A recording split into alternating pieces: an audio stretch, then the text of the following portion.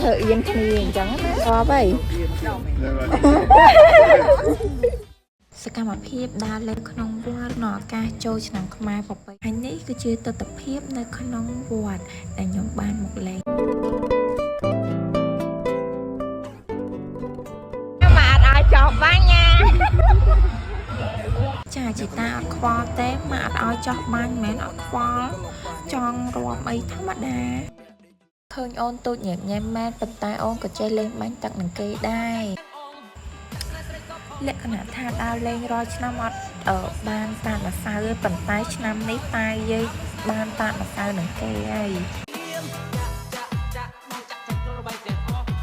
មើលតាមមុខតាទៅគឺញញឹមជីងថ្មិញគឺស្រស់ស្រាយខាងមែនតានបាទជួបជាមួយនឹងកូនពៅទោះមានកូនចំណាគឺនៅតែដើរលេងបានធម្មតា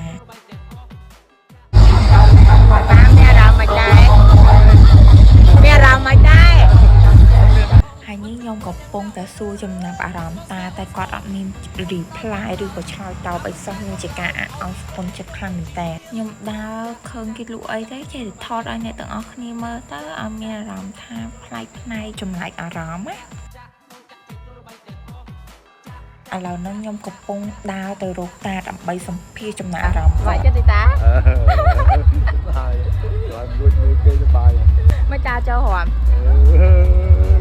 ខ្ញុំថាខ្ញុំជូនតាមកហ្នឹងដើម្បីរំឆៃបានតារំនិយាយមើល